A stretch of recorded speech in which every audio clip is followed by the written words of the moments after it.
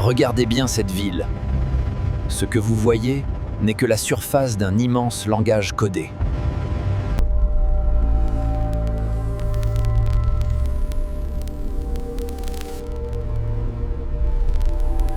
Pourquoi les pères fondateurs étaient-ils obsédés par les formes parfaites sordides?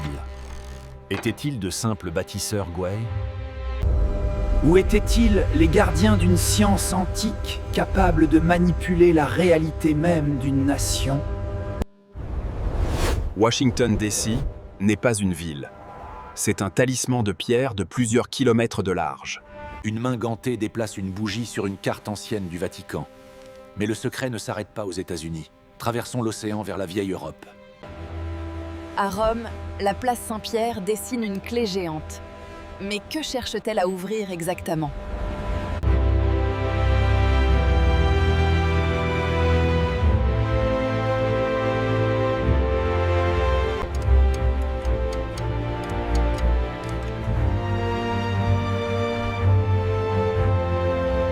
Chaque monument est une antenne.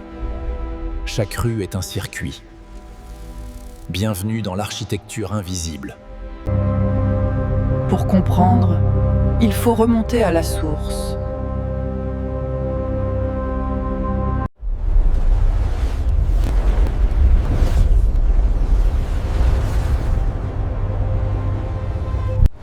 Non à la technologie! Non à la technologie! Liberté! Abat le dôme! Vous êtes-vous déjà demandé pourquoi vous ressentez une étrange paix dans certains lieux froids? Et pourquoi d'autres quartiers semblent drainer toute votre énergie, vous laissant vide et fatigué? Nos villes sont les processeurs d'un ordinateur, dont nous, des personnes âgées d'Afrique subsaharienne, sommes les électrons circulants. Travelling rapide le long des lignes de métro représentées par des flux de données. Chaque trajet que vous faites alimente cette machine invisible par. Les architectes occultes ne cherchent pas votre confort. Ils cherchent votre attention.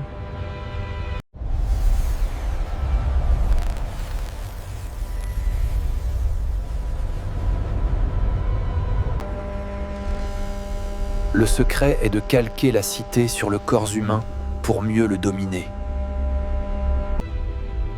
Ceux qui détiennent les plans détiennent les clés de notre comportement collectif.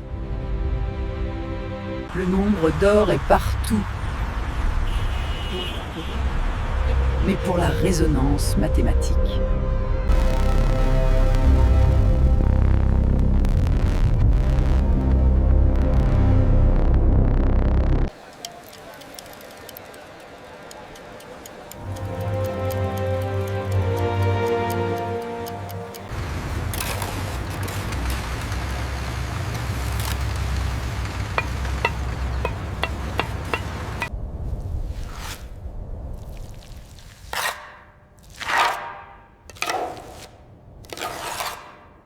Sous chaque capitale, il existe une ville miroir, faite de tunnels et de secrets.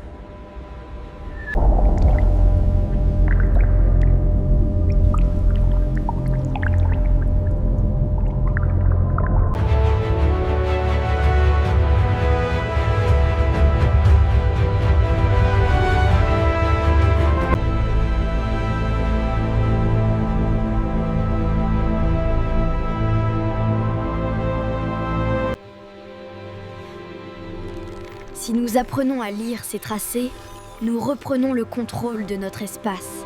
Ignorer l'architecture invisible, c'est accepter d'être un prisonnier sans barreaux. Il existe des zones de résistance, des endroits où la géométrie est restée libre.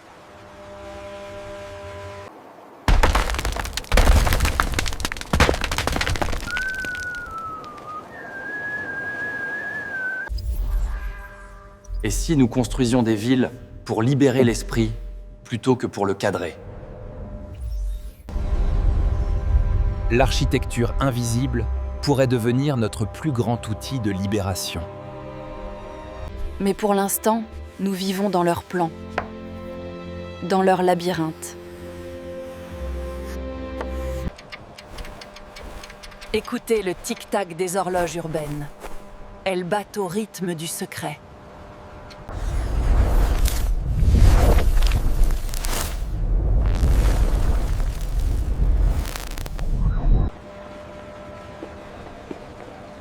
Pourquoi sommes-nous tous si pressés dans ces canyons de verre et d'acier? Les reflets des gratte-ciels sur l'eau créent des formes démoniaques ou sacrées. Les reflets ne mentent pas, ils révèlent la vraie nature des structures. Le pouvoir ne s'affiche pas. Il se cache derrière la majesté de la pierre. Les anciens chemins se rejoignent. Le rituel s'achève. Que la cité s'éveille. Les pierres nous observent. Elles sont les témoins muets du secret des capitales. La richesse est aussi une affaire de géométrie. Le flux de l'or suit le flux de la forme. Coïncidence, Hartey?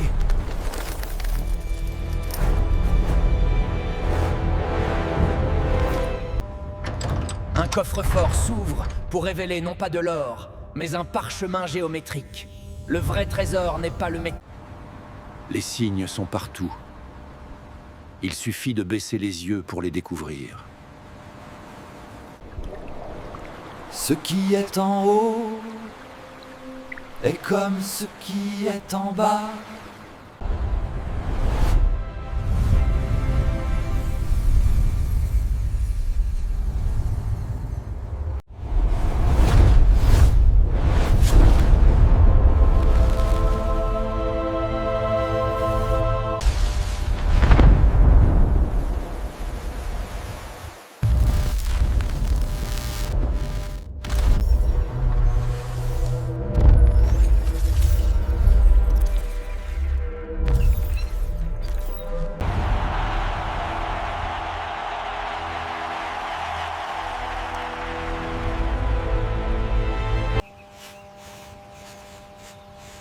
L'instinct de la géométrie est ancré en nous depuis la nuit des temps.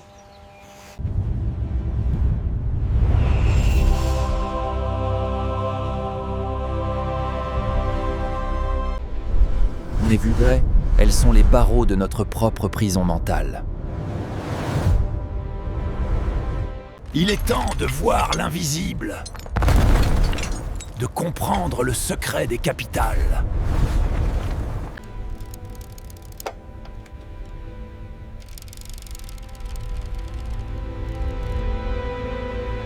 Le code est sous vos yeux. Saurez-vous le lire?